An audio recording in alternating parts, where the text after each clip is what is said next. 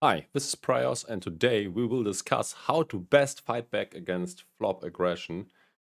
This video was first made by Galfond, and we will discuss his findings, and I will also shortly give my own thoughts on the topic. Now, yeah, the thing is, you always need to find out first if this is normal aggression, like he's betting good hands and bluffs in a balanced way, then there's not that much you can do about it, other than also try to play solid and GTO, game theory optimal.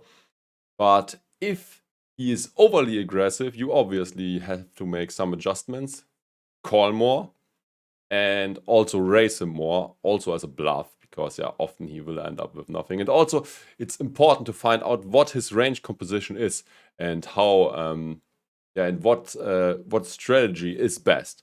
But yeah, we probably will get deeper into this topic later when we watch Phil Galfond's video. Let's now get into it. Although, by the way, consider to check out my other channel too. It's called Finance with Excel. I talk about money, investing, cryptocurrency on there. And yeah, I think this channel is also quite good. Not that big with my poker channel, but especially crypto is often very interesting for other gamblers too.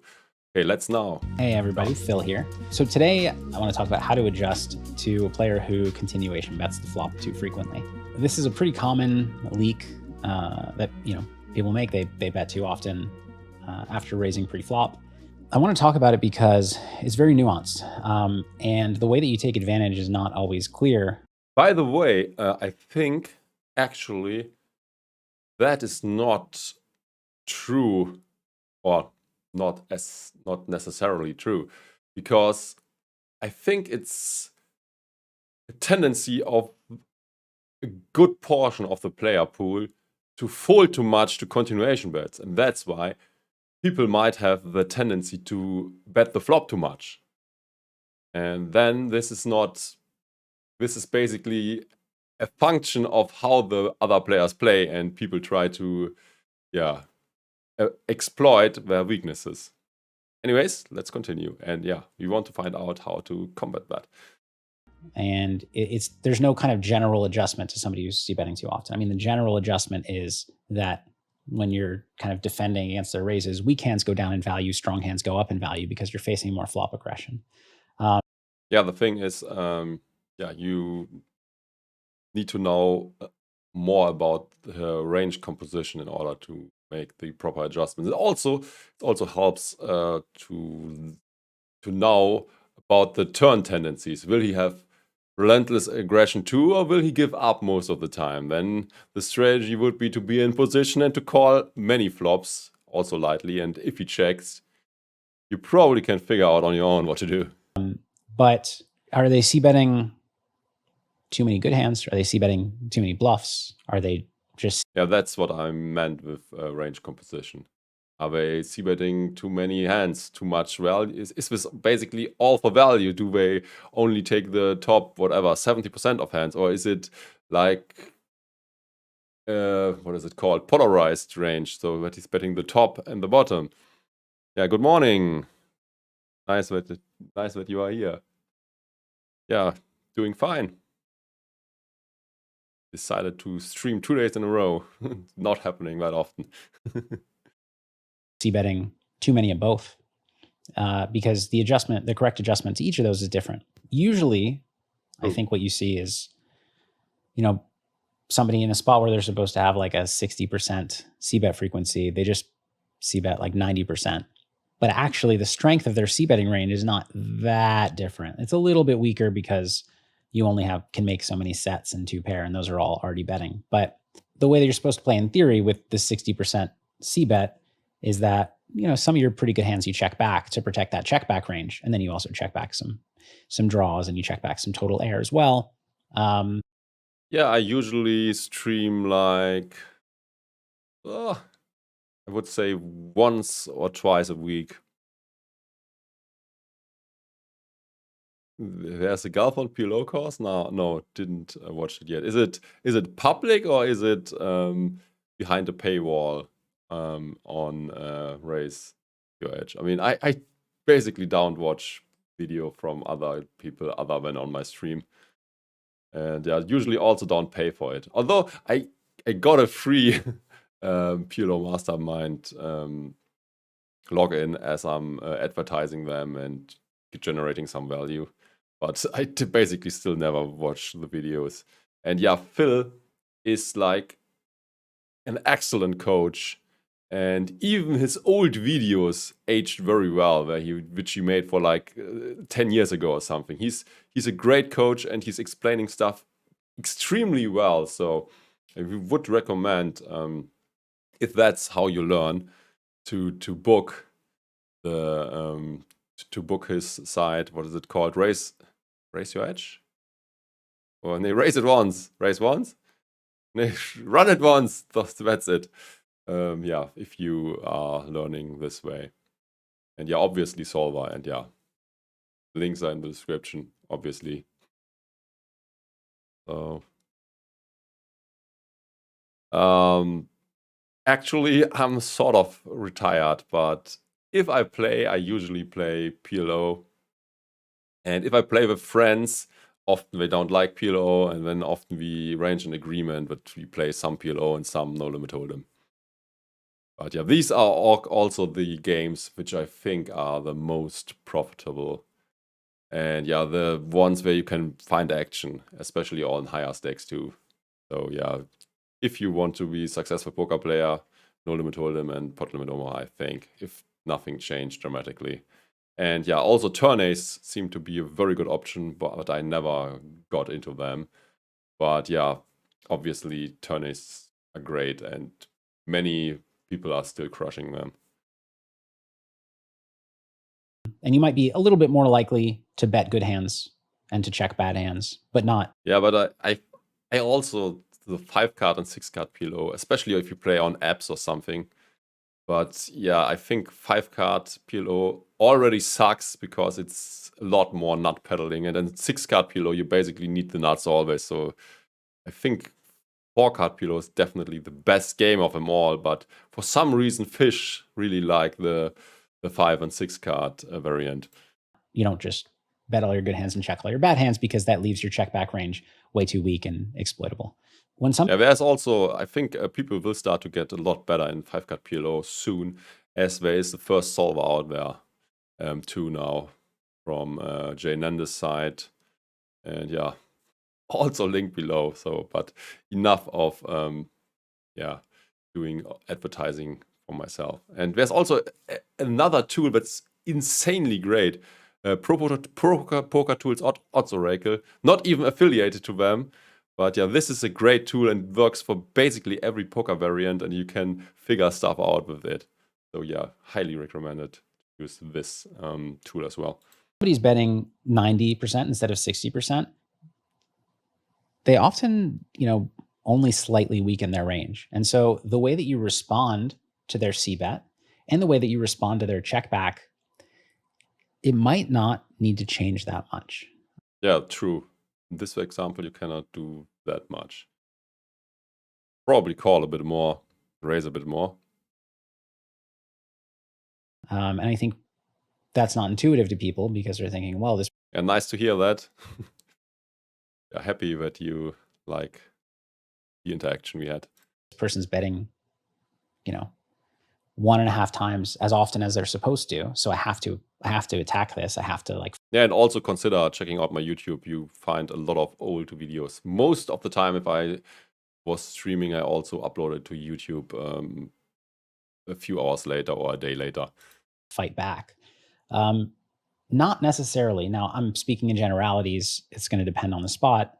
But again, that range that they're betting with is maybe slightly weakened. So maybe you call with a few more hands than you would have. Maybe you raise with a few more hands than you would have. But don't go crazy adjusting just because you see that frequency get too high. Yeah, I think there are boards that you should go more after people. For example, people like to raise on boards when it's like 2 low cards and paired or something. So 2 to 7, where the aggressor might not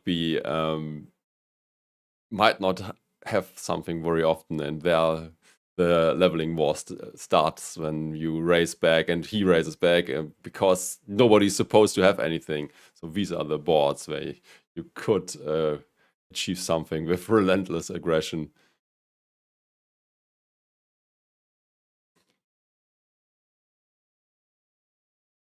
Yeah, I will consider it if I don't forget after streaming the Twitter follow. I mean, the range composition might not be that different. Now, let's say instead we have somebody who's c-betting too often because they're c-betting all the hands it should, but then also like every bluff, because they're just going to take their one stab at the pot and then give up. But then they do still check, like when they have middle pair, they'll check. Yeah, that's very weak, because if they only check the middling part of a range, you can definitely read them very well and can put a lot of pressure on the checking range man, because you basically know he's never strong, he's always in the middle, and yeah, and then yeah, you can put a lot of heat on these people. Back some. Basically, you have to be balanced against good opponents who might pick up on your tendencies otherwise. Sometimes when we have top pair, we kicker, they'll check back sometimes. They have an under pair, they'll check back sometimes. But when they have air, they just always bet because they want to win the pot. Now that's an adjust. That's something you have to adjust more strongly to, because now that c-betting range is far too weak.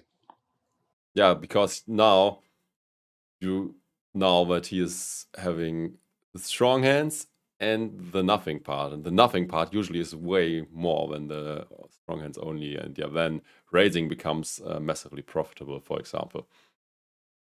Their check back range is actually getting too strong as well. So what you'll see there in terms of adjustments is against their continued. Yeah, the check back range might be a bit strong, but it's still very hard to act properly. I mean, let's say you have middle pair or bottom pair, and then you, after checking back, you face although let's say he's out of position, he's checking, he faces a flop bet, okay, he calls. He faces a turn bet, okay, but he feels very uncomfortable already, and then he checks the river again, not having improved, and then you face like an overbet. So what do you do?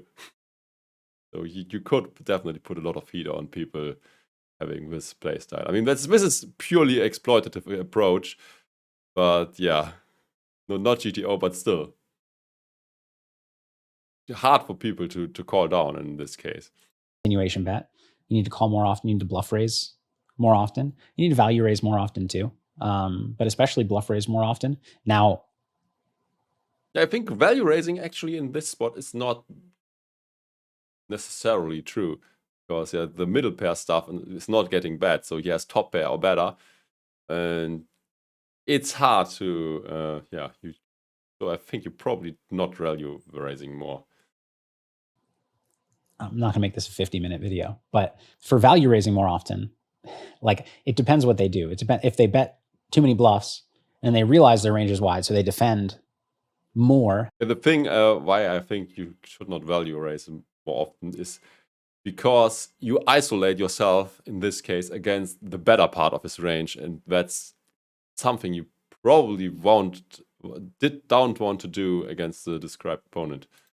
Than they should, or like they defend in a. It's way you like it way more to make more bluff raises against this type of opponent, because yeah, basically against the raise he probably has to fold all his air, and yeah, probably continues with the strong part. Appropriate amount of their widened range. Well, now value raises. But obviously this is exploitative only because if your opponent recognizes that, he can again adjust, and then you will have to find value raises too. Go up in value. But if they don't, if they just defend kind of normal hands that they defend, so they're overfolding, now your bluffs go up in value. Your value raises actually stay kind of the same in EV as a check raise, but you have to keep in mind they might gain more value as calls because your opponent now has more potential bluffs on the turn and river when you check call. Yeah, okay, that's what I said too. So value raising actually should not really go up, because yeah, it's more profitable to call because they might continue with the bluff. So the answer to all this is always, it depends. But I just wanted to give you some tools for things to think about. Oh, and the other adjustment there is, so if they put all their bluffs in their c-betting range, now if they check back, when they check back, they have, weak top pair, middle pair, under pair. You can still try to, value bet and bluff against that range, but you probably want to bluff a little bit less. The biggest adjustment and where you'll make the most money is actually folding if they bet later in the hand, because they just don't have any bluffs left. So you can actually massively overfold to somebody who's c-betting all their air once they check back and bet any later street. That's going to be very important. Yeah, true. That's also a very good adjustment I never thought about. Yeah, he basically already told you that he has middle pair or something, and if he then bets the later street, okay, can figure out, okay, can I beat middle pair or can't I beat it? Adjusting them. So then let's take the other example. Somebody's c-betting too much because they're just betting every pair, but they're not adding an appropriate number of bluffs. So they're going to have the opposite problem. Their c-betting range is going to get too value heavy. So you yeah, it's also probably including too much thin value. But yeah, bluff raises probably don't work that well against this guy. should actually fold some of the hands on the margin. On the margins, you should raise fewer bluffs for sure. Against the described guy, it's very, very important. Yeah, it's not that hard. It's not that easy to exploit them when they bet, I think, but it's very easy to do when they check because you basically know they have nothing. Sure, like really you should just drop all your bluff raises unless you think they're going to notice. You can still value raise just as much, or actually you can value raise more thinly because now they have more second pair, more weak top pair, things that they can call raises with. True. But then what's super important against them is when they check back, they have too much air. So you get to bluff turn a lot. You get to check call turn. If they start betting later, they have too many bluffs to choose from. So that's the way you take advantage of that. So really, an opponent who c-bets too much could mean a lot of different things, as hopefully I've illustrated here. And it's important to dig deeper than that. But there are it's like always in life. There's no general answer. Just you have to make adjustments based on your opponent type and the composition of his range. Adjustments you can make. Now, there's a more complicated way to take advantage of somebody who c-bets too much is actually to drop some of your pre-flop 3-bets against them. So they raise cutoff, you're in the big blind, and you have a hand that you normally 3-bet. Like in theory, part of the reason those hands 3-bet is that they want to get more money into the pot than they would when they just call. But actually, this opponent is letting you get more money into the pot on the flop if you want to, when you just call than they should. So calling those gets higher in value. And then you can see if you like the flop and you can check raise the flop if you want to. So that's kind of a more subtle or kind of odd adjustment that you can make. Yeah, I'm not sure if I agree with this one. Because you will also probably you lose pots which you might have won otherwise with free betting. Because he will fold some, you win pre-flop in this case, and you will be the aggressor then and can take down pots when you did not improve, but it's harder to do that when he is the one having the betting lead. And you can make that against anybody, regardless of how they're constructing that too often flop c-bet range, because they're just putting more volume of money into the pot once you call. And that's what you want with your good hands. Hopefully you found that helpful. It, like I said, there's no one size fits all adjustment. But hopefully the way that I talked through each of these examples gives you an idea of how to think through and adjust to, whatever range construction mistake that you think your opponent's making. I hope you found that helpful, and I'll see you in the next video. Yeah, basically the same outro I would use as well. Like, subscribe, share, all the good things. That's it for today. Don't forget to check out my other channel. quick stream, but I hope it was still helpful. Bye-bye.